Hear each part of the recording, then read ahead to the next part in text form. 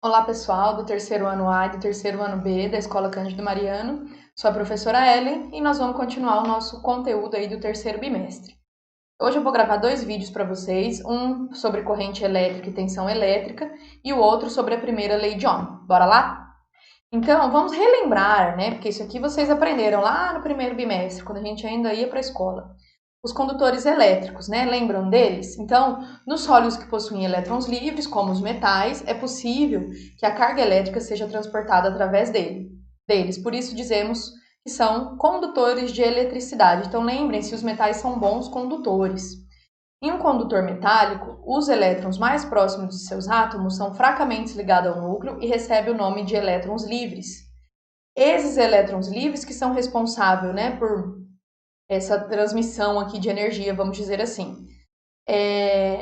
Eles se movem, só que o movimento deles não é ordenado, eles se movimentam de forma caótica, olha aqui, ó, cada um indo para um lado, por todo o material.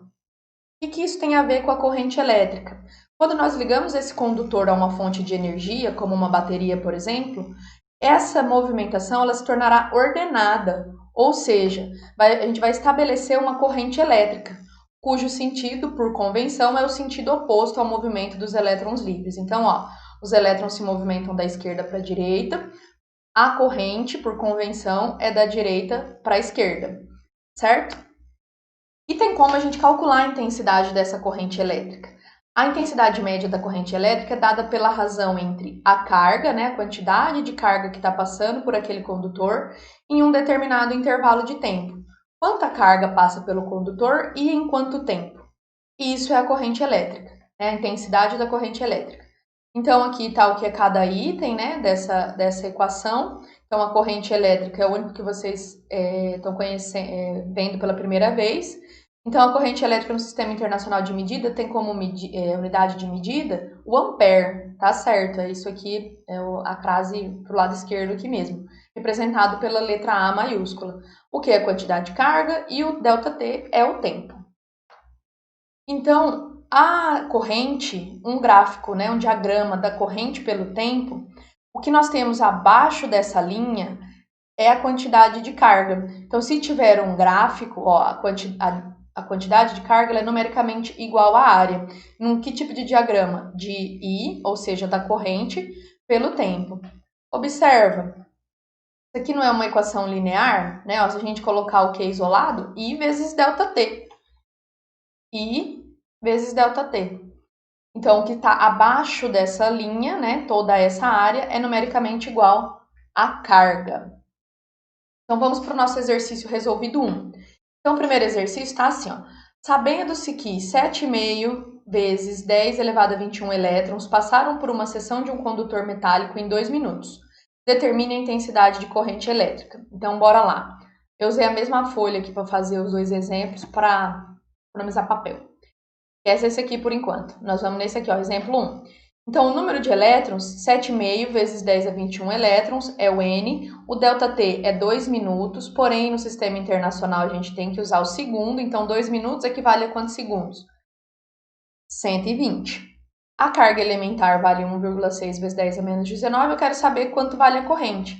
Então, a corrente é a razão entre a carga e o intervalo de tempo, só que a carga, isso é lá do primeiro bimestre também, da quantização da carga. A carga é igual ao número de elétrons vezes a carga elementar. Substituir o Q por N vezes o E. O N nós temos, substituímos, o E também. Professor, esse E não apareceu. Lembra que a carga elementar é sempre esse valor e é uma constante que nós temos que saber quanto ela vale. Então tá, e substituímos o tempo por 120. Multipliquei aqui, ó, 7,5 por 1,6 e já fiz a transformação para ficar 120. Por quê? Porque eu sabia que tinha 120 aqui embaixo. 120 divide por 120 é 1, sobrou só o 10. Então, para esse exercício, a resposta, a corrente é igual a 10 amperes. Beleza? Bora lá. Então, vamos para a tensão elétrica. Então, a razão entre a energia elétrica transferida, que nós vimos nas aulas anteriores, a energia elétrica, e a carga elétrica transportada é denominada tensão elétrica ou diferença de potencial, também chamada de DDP. Então, ó, a tensão é igual à energia elétrica, a quantidade de energia elétrica dividido pela carga. Então, Energia, unidade, é o joule. Carga, unidade, é o coulomb.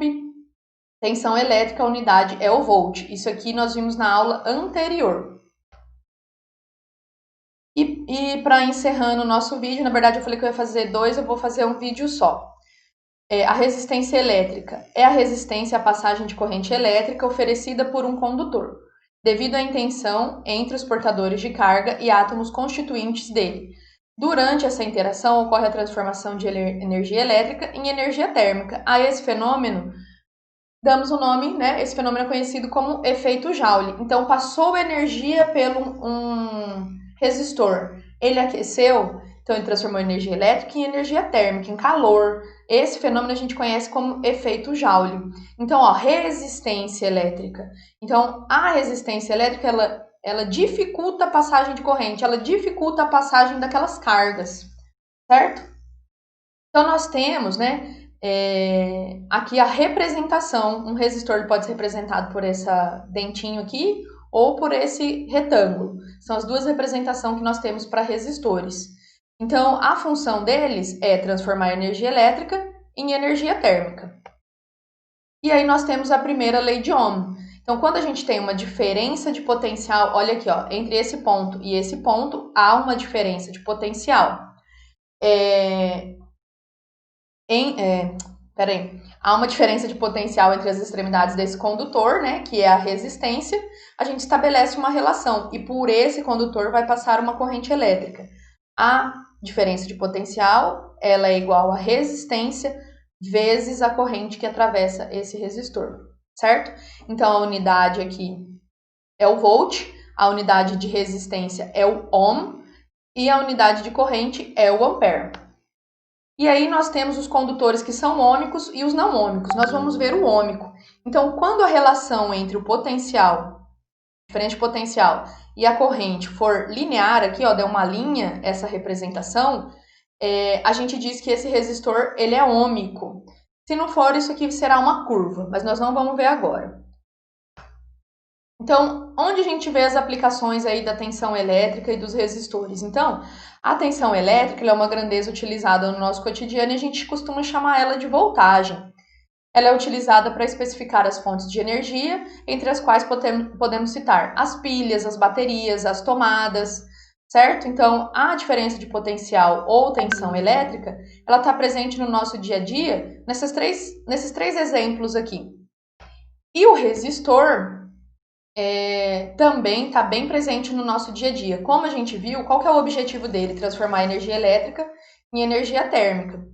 Então, onde que a gente usa, onde que a gente vê, né? No chuveiro elétrico, nas torneiras elétricas, aquecedor para aquário, aquecimento do ar em secador de cabelo, chapinha, forno elétrico, torradeira, sanduicheira. Então, todos esses materiais não, né? Todos esses elementos aqui da casa, esqueci a palavra, gente. Chuveiro, secador, tudo tem um resistor para transformar a energia elétrica em energia térmica. Então, usa energia, aqueceu, tem um resistor. Cafeteira também. Tudo bem, pessoal? E agora nós vamos finalizar o nosso vídeo com o exercício resolvido 2, utilizando a lei de Ohm. Um condutor, quando submetido à diferença de potencial de 150 volts, é percorrido por uma corrente de 3 amperes. Determine sua resistência elétrica. Então, ó, vamos lá. O potencial, a diferença de potencial é 150 volts. A corrente elétrica é 3 amperes. Quanto é a resistência? Então, da primeira lei de Ohm, a diferença de potencial é igual a resistência vezes a corrente elétrica. Isolei a resistência, porque esse está do outro lado, eu copio, esse está multiplicando, vem dividindo. Aí é só substituir por esses valores. Então, 150 dividido por 3. Ai, pessoal, fiz bobagem aqui, hein? 150 por 3 dá 3. Aonde?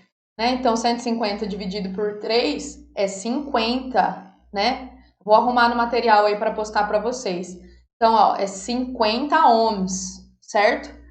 Ohms. Essa letrinha aqui, ó, a gente lê ohms, beleza? Então, espero que vocês tenham compreendido.